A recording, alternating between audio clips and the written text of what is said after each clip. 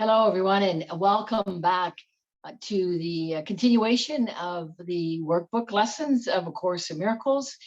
And today we are on lesson 19. So the lesson 19, and I'll read it, is I am not alone in experiencing the effects of my thoughts. The idea for today is obviously the reason why your seeing does not affect you alone. You will notice that at times the ideas related to thinking precede those related to perceiving, while at other times the order is reversed. The reason is that the order does not matter. Thinking and its results are really simultaneous, for cause and effect are never separate. Today, we are again emphasizing the fact that minds are joined. This is rarely a wholly welcome idea at first, since it seems to carry with it an erroneous sense of responsibility and may even be regarded as an invasion of privacy. Yet, it is a fact that there are no private thoughts. Despite your initial resistance to this idea, you will yet understand that it must be true if salvation is possible at all. And salvation must be possible because it is the will of God.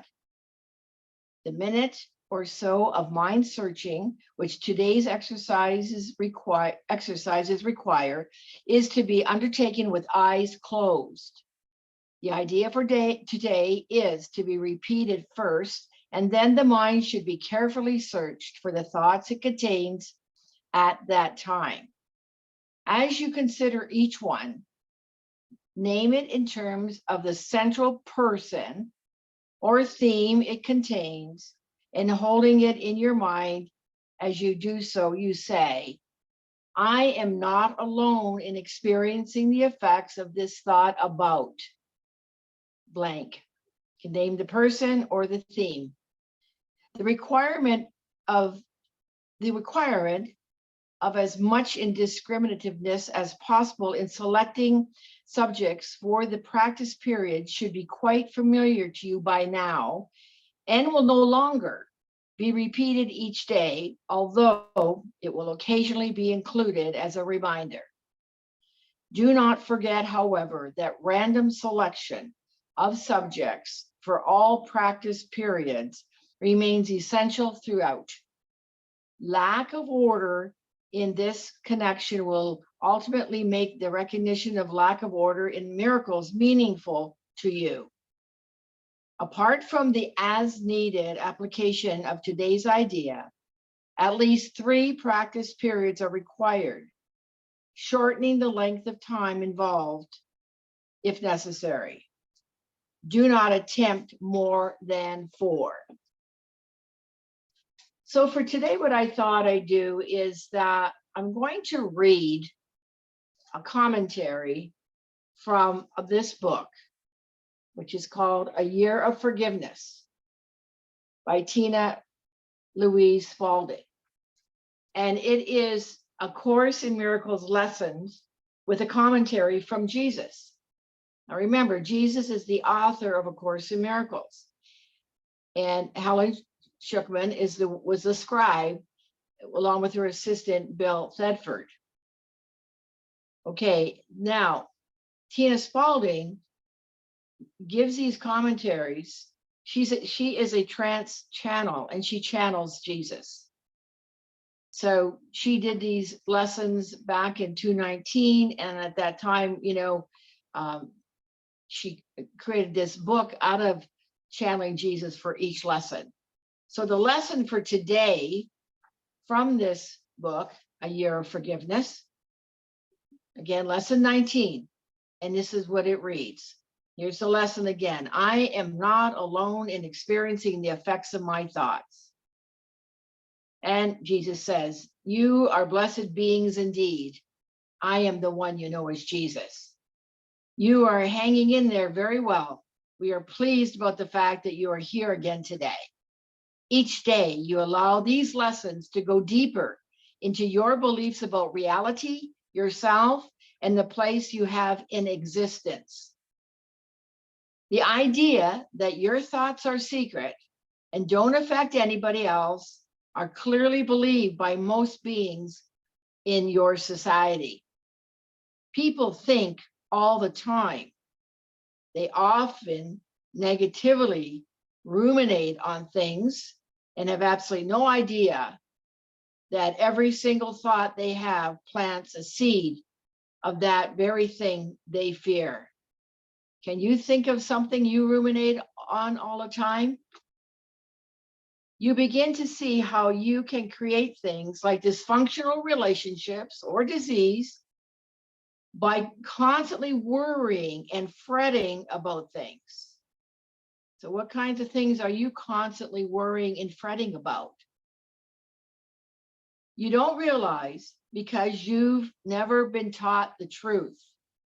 You don't realize, I just read that, I'll do it again. You don't realize because you've never been taught the truth that your thoughts affect everything and everyone.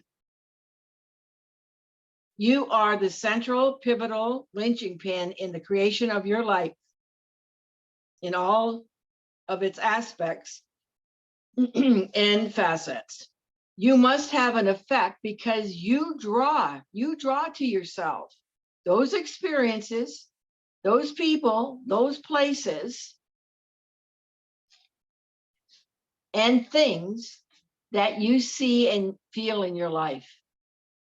It's your thoughts that create these things. They come to you from you.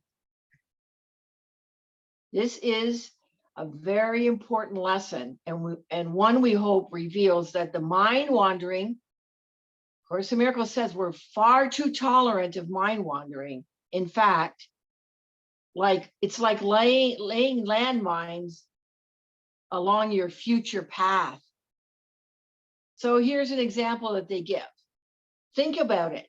If you complain in your mind, about your job, about your family, for example, you might think, as it says here, or you might envision a fight with your brother or sister, your mother or your father, and you plant the fight in yours and that person's future. The more you do it, the more likely that event comes into physical manifestation. The same thing, if you keep complaining about your job, for example, your boss or your co-workers, again, you are, planting that in your future and in that person's future, because that's all that you can see. And interestingly enough, that's what shows up. So again, the more you do it, the more likely the event comes into physical manifestation. A momentum has to be built. It's true, but most of you just gnaw at a particular subject. Just keeping on ruminating about it. It says here an example, like a dog with a bone, like a dog gnaws on a bone. You keep going back to it time and time again. So, apply yourself to this lesson today. Know that it's extremely important that you understand this principle. You cannot see another individual other than what you think of them. You have an already always thinking about them. And that's the interesting part. Just check it out. They keep turning up being the same old person that you have in your mind.